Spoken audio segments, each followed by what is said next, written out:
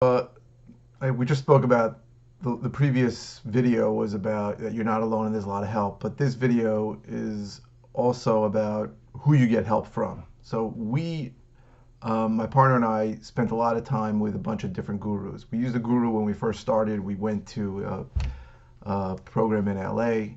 It was very basic and it helped us. And the guy was honest because he was one of these guys who promised if you do the work and if you do the work, we'll give you your money back. You have to do a bunch of steps to do that. And I always like when gurus do that. Like, if it doesn't work, we'll give you your money back. If it does work, we'll give you your money back. 99% of people never ask for the money back. We asked for our money back and we got it because it worked and we did a deal and we used his principles. But he was a guy from Ohio, and there are a lot of gurus out there from different parts of the country, and you sort of have to wonder if their story is the same as yours. Might get help from all of them, but we had someone who wanted to teach us how to wholesale, and the guy was a very successful rehabber for years. Spent tons of money on television advertising, so he was like a brand name in his area. And then he moved to wholesaling, which I give him a lot of credit for. It's not easy to shift your business. He had a very successful business and he shifted to wholesaling. But what we kept thinking is that this guy really started with a head start on his wholesaling business because a lot of his prospective sellers really knew who he was already. So you have to be careful who you get your information from. And New York is very, very different from other parts of the country for some of the reasons we mentioned on earlier videos.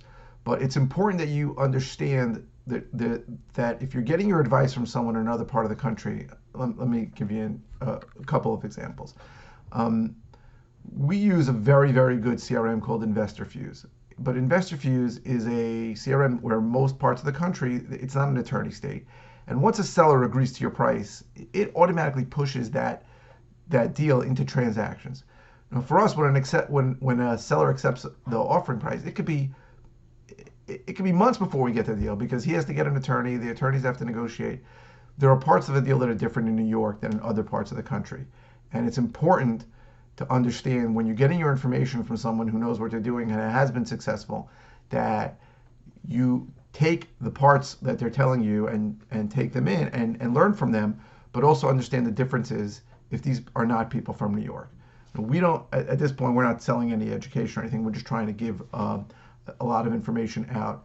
But it's important that you are careful who you get your information from. There are people out there who say they do business, but really they make most of their money in an education business. We spoke to someone at an event who says that he makes almost $1 million a year from his flipping business, but he makes $5 million a year from his education business. So education is a big part for him. That's a guy who's being very, very successful, and I think he's an honest guy. But it's important to know when you're getting your information, is this guy really doing deals, or is he only doing a couple deals and trying to sell you?